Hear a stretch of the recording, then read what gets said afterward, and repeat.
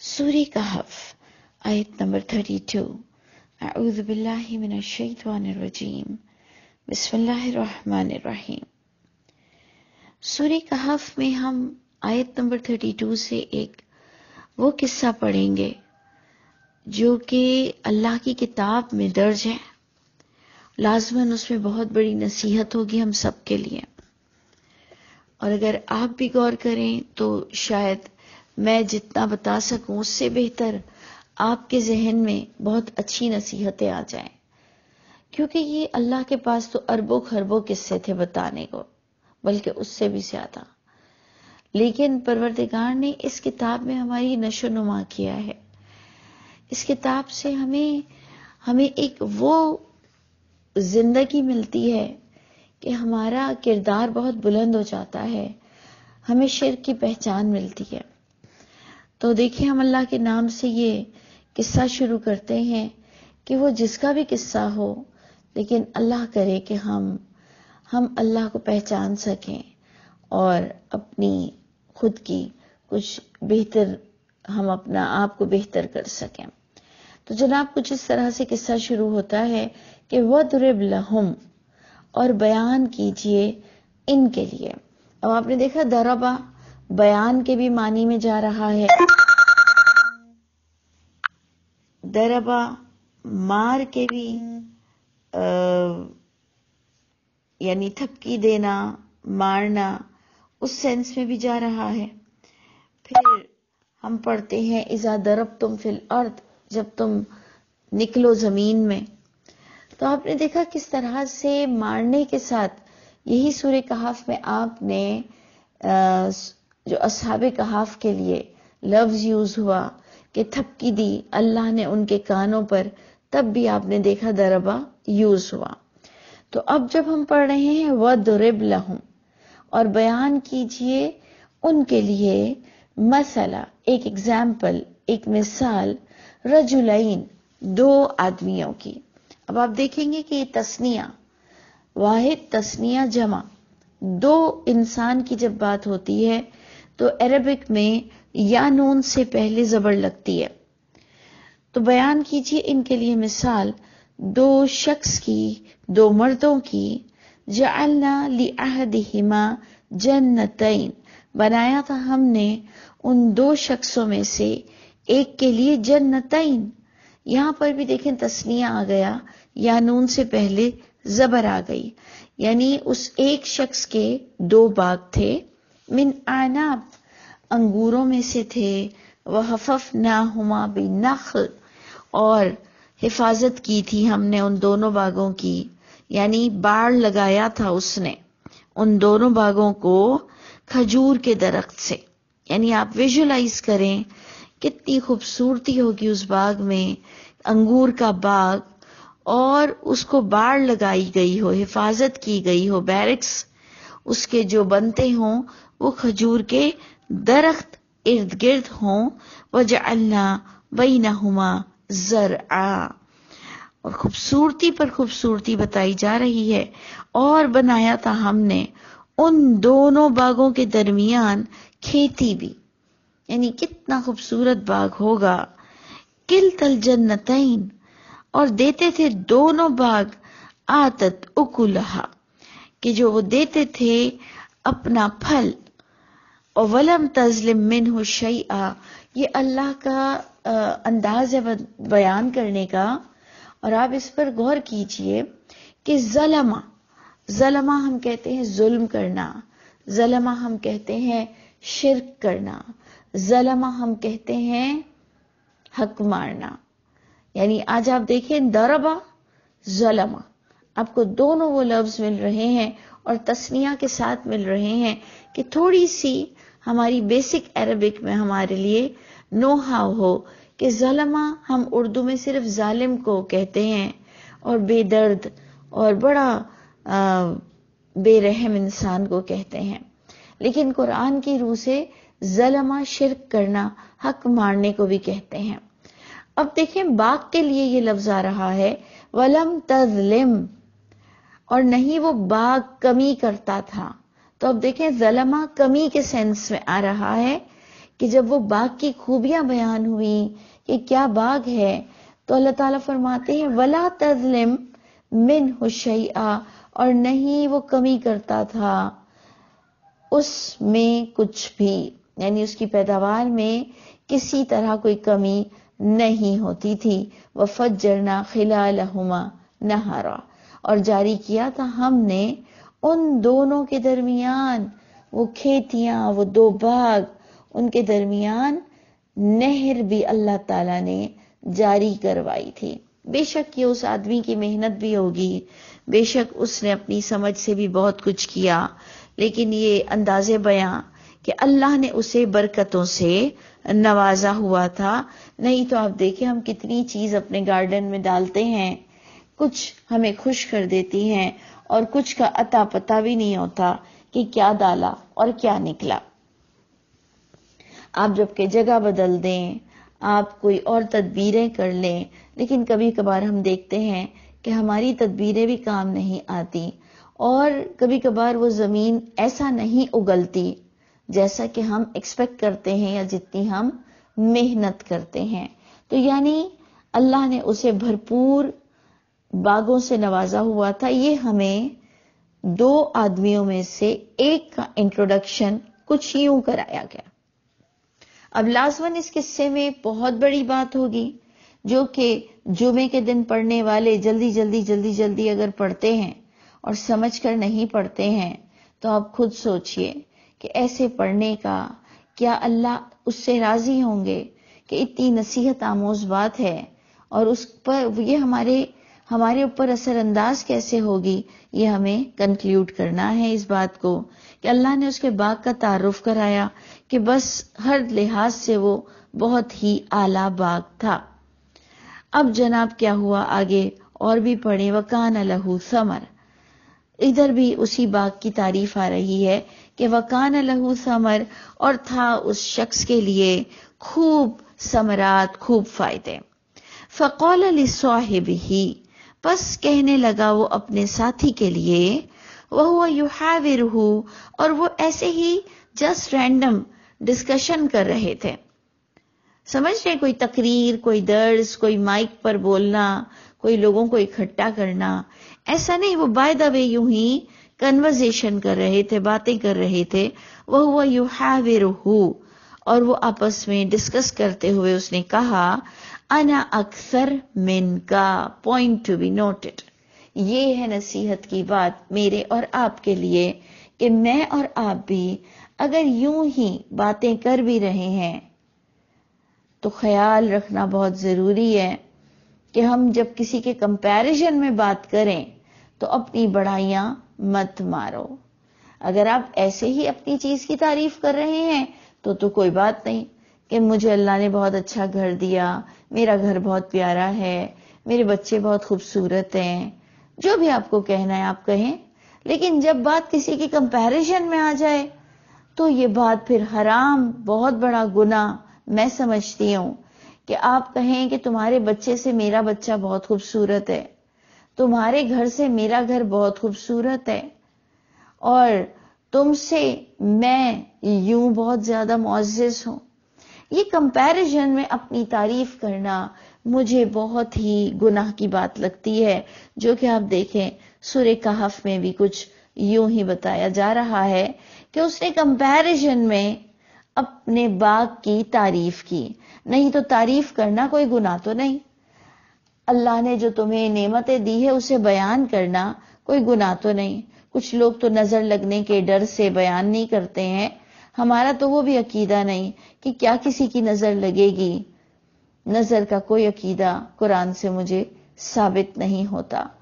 تو اگر وہ تعریف کر رہا ہے اپنے باغ کی تو کیا مسئلہ ہے، لیکن مسئلہ یہ ہو گیا کہ اس نے کمپیریزن میں کسی اور کو ڈی ویلیو کرتے ہوئے، کسی اور کی چیز کو سامنے رکھتے ہوئے اپنے باغ کی تعریف کی. بات چل رہی تھی کہ قصہ ہے دو آدمیوں کا، ایک کا باغ بہت اچھا تھا اور اس نے اپنے ساتھی سے کہا کہ انا اکثر منکا، میں زیادہ ہوں تجھ سے، میں زیادہ ہوں تجھ سے، میں کثیر ہوں تجھ سے. مالن وأعز نفرا، مال کے لحاظ سے بھی میں زیادہ ہوں، مجھے زیادہ دیا گیا ہے، وأعز نفرا، اور میں زیادہ معزز ہوں جتھے کے بھی لحاظ سے. یعنی ہم کہتے ہیں نا نفر، جتھا، گنتی، یعنی ہم کہتے ہیں کہ تم تو 8 لوگوں کی سیلری بانٹتے ہو ایوری سیٹرڈے. اگر کوئی کہتا ہے یار سیٹرڈے سیلری بانٹنی ہے، تم کہتے ہیں کتنے لوگوں کو بانٹتے ہو؟ کہتا ہے 8 کو، 15 کو. وہ ہنستے ہوئے کہتا ہے میں 700 کو بانٹتا ہوں، میں 7000 کو بانٹتا ہوں. یعنی کمپیریزن میں ہم کسی کو حقیر بیان کریں.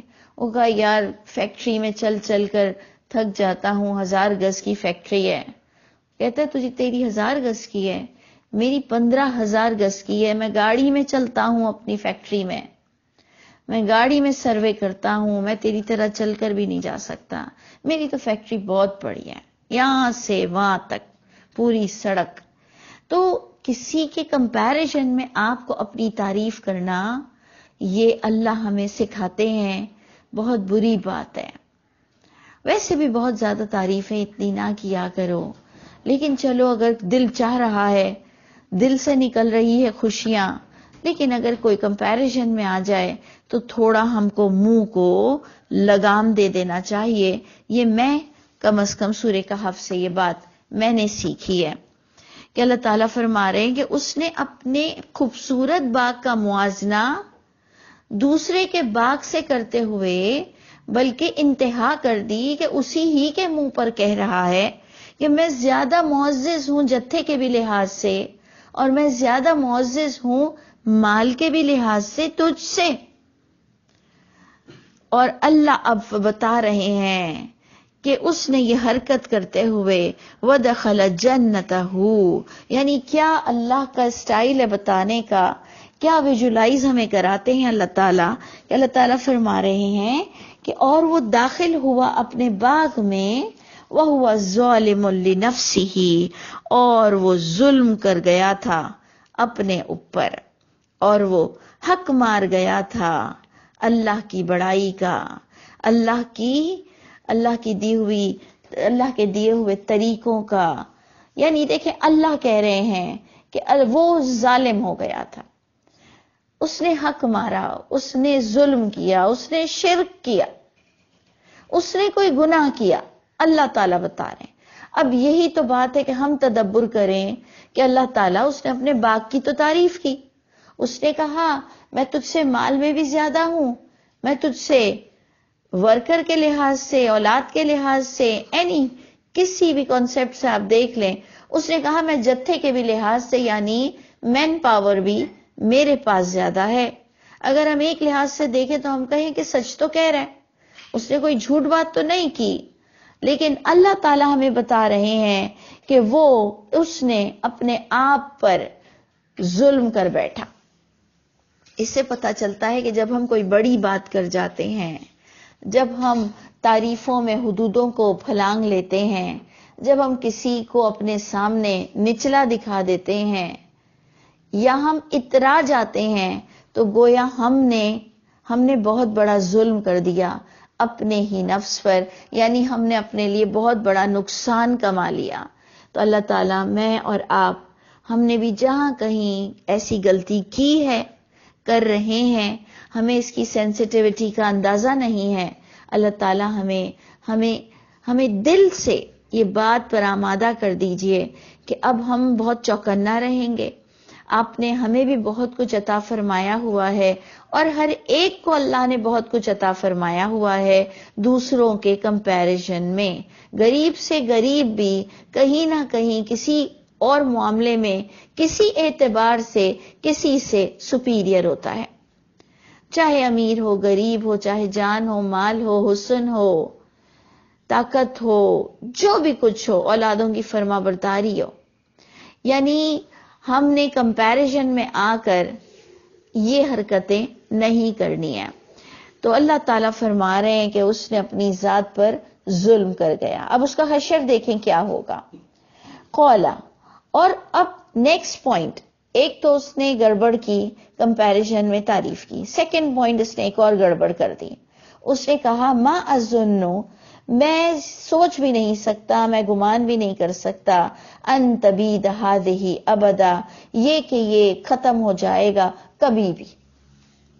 اب اس کو بھی ہم اپنے سے کمپیر کریں کہ ہماری دولت، ہمارے بچے، ہماری جوانی، ہمارا حسن، ہمیں ایسے ایک ڈھارس بنتی ہے، یہ کبھی نہیں ختم ہونے والا۔ یہ اتنی زمینیں، اتنے بنگلے، اتنے فلیٹ، اتنی جاگیر، اتنی جو بھی کچھ ہمیں اللہ نے عطا فرمایا ہے، اور ہمیں تو کسی کی میت سے آ کر یہ لگتا بھی نہیں ہے کہ اب میری ٹرن ہے یا اب میں نے بھی مرنا ہے۔ ہمیں لگتا ہے کہ ابھی ہمارے پاس ہے ٹائم۔ تو یہ ایک ڈھارس ہے، اور اس کے لیے تھوڑا سا آپ کو اور مجھ کو خیال کرنا چاہیے کہ ایسا نہیں کہا کرو کہ میں نہیں سمجھتا کہ یہ کبھی ختم ہوگا، بلکہ ہمیشہ یہ سمجھا کرو کہ ہر چیز اللہ کی ہے، ہر چیز فنا ہونے والی ہے، اور اگر اللہ نے چاہا تو میری زندگی میں ہی میرے ہاتھ سے وہ چلی جائے گی۔ یہ انسیکیورٹی تو صرف جنت میں نہیں ہوگی، وہ بھی جنت کی انٹری ملنے کے بعد۔ یہ انسیکیورٹی، یہ ڈھارس، یہ اعتماد تو صرف جنت میں حاصل ہوگا۔ ہم نے اس دنیا کو اپنی جنت کیوں سمجھ لی ہے کہ ہم سے کچھ بھی نہیں اللہ لے سکتے ہیں؟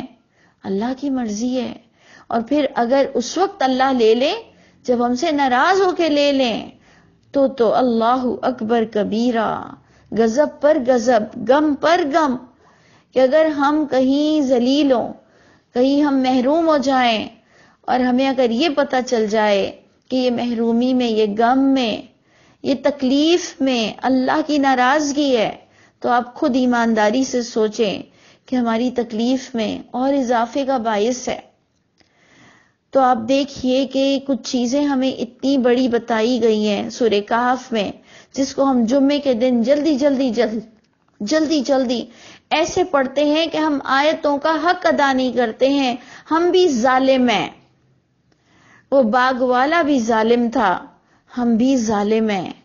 آپ دیکھیے اس سے اس کا باغ اجڑ گیا۔ اللہ ہم سے قرآن کی سمجھ ہی لے لیں گے، اللہ ہم کو سدا بغیر سمجھے قرآن پڑھائیں گے، کیونکہ جب ہم اللہ کی کتاب کی قدر نہیں کریں گے تو یقین جانیے، مجھے ڈر لگتا ہے اللہ ہمیں کبھی ٹائم ہی نہیں دیں گے کہ اب تم قرآن کو سمجھ بھی سکو، کیونکہ تم نے اپنا ایک معاملہ اٹل بنا لیا۔ میں نے بغیر سمجھے ہی سورہ کہف پڑھنا ہے، میں نے بغیر سمجھے ہی سورہ جمعہ پڑھنا ہے، تو کہیں اللہ بھی ہم سے یہ نعمت کو چھین نہ لے۔ تو آپ دیکھیں کہ اللہ تعالیٰ نے ہمیں ایک دوسری بات بتائی، تو اس نے کہا یہ کبھی بھی میں نہیں سمجھتا کہ ختم ہوگا، ہذہ ابدا، کبھی بھی یہ چیز میری فنا نہیں ہوگی۔ نمبر 3، اس نے ایک اور بھی غلطی کر گیا۔ ہمیں ساری چیزوں میں اپنا محاسبہ کرنا ہے، ساری پوائنٹس میں ہمیں اپنا محاسبہ کرنا ہے۔ نمبر 3 وہ کہتا ہے وما اظن الساعہ، پوائنٹ ٹو بی نوٹڈ، پوری طرح سے آگے آیت پڑھیے گا، پوری طرح سے ڈینائی نہیں کرتا، لیکن کہتا ہے کہ نہیں میں یقین رکھتا کہ قیامت قائم ہوگی، ایسے کہتا ہے۔ میں نہیں سمجھتا کہ اب اللہ کیا مر کر اٹھائیں گے، ولا ان، لیکن کہتا ہے کہ اچھا چلو کبھی اٹھ بھی جاؤں، اٹھا بھی لیا گیا تو ولا رددت الی ربی، اور البتہ اگر میں لوٹایا بھی گیا، رددت الی ربی، اگر میں لوٹایا بھی گیا میرے رب کی طرف، اگر اللہ اٹھا بھی لیں گے، لأجدن خیرا منہا منقلبا، البتہ میں ضرور پاؤں گا بہترین اس سے بھی اس جگہ کو۔ یعنی آپ نے دیکھا بڑی ہی اچھی سوچ کا مالک ہے۔ ہمارے یہاں کہتے ہیں اللہ سے جیسے گمان کرو اللہ ویسے ہی ہے۔ اللہ نے تو اس کے باغ کو اجاڑ دیا۔ اس نے کیا کہا؟ ذرا 3rd پوائنٹ کو دوبارہ دیکھیے۔ اس نے کہا میں نہیں خیال کرتا کہ قیامت برپا ہوگی، قیامت قائم ہوگی۔ پھر کہتا ہے البتہ اگر ہو بھی گئی تو اگر میں لوٹایا بھی گیا میرے رب کی طرف، رب کو مان رہا ہے، اگر میں لوٹایا بھی گیا میرے رب کی طرف البتہ میں ضرور بضرور بہترین اس سے بھی اچھی جگہ پاؤں گا. سوچئے کہ اگر آپ پوزیٹیوٹی کے ساتھ دیکھیں تو اس نے فرسٹ پوائنٹ سچی تعریف کی تھی. سیکنڈ پوائنٹ اللہ بتا رہے ہیں کہ اس نے کس انداز سے کہا کہ میں نہیں سمجھتا کہ کبھی یہ ختم ہوگا. دیکھیں ذوالقرنین نے اتنی مضبوط دیوار بنائی، اتنی مضبوط دیوار بنائی کہ اللہ بتا رہے ہیں، جو آگے آپ کو سورہ کہف میں ملے گی، کہ کس طرح سے لوہوں کو بچھا کر تانبے کو پگھلا کر ڈالا، اور انہوں نے بڑی مضبوط عمارت بنا کر ذوالقرنین نے کہا کہ جب قیامت آئے گی اللہ اس کو تہس نہس کر دیں گے، اور اللہ جب چاہیں گے تو ہر چیز ختم ہو جائے گی. یہ ہمارے دل میں بھی یہ احساس کا ہونا بہت ضروری ہے. ہم جو اپنی نعمتوں کو دیکھ کر کہتے ہیں نا کہ میرے بچے بھی بیٹھ کر کھائیں گے، یہ جو ہم کہتے ہیں نا میں نے کام بہت بڑھیا کیا ہے، بہت ہی مضبوط کیا ہے، کوئی فکر نہیں، کوئی فکر نہیں. فکر کرو کہ اللہ وہاں سے آتے ہیں جہاں سے تم گمان بھی نہیں کرتے ہو. بیماریاں، آفتیں، بلائیں، مشکلات وہاں سے آئیں گی جہاں سے ہم گمان بھی نہیں کریں گے. تو آپ دیکھیں گے جو لوگ کہتے ہیں کہ اچھی سوچ سوچو، اچھی سوچ سوچو، اس نے ایک لحاظ سے بڑی اچھی سوچ سوچی.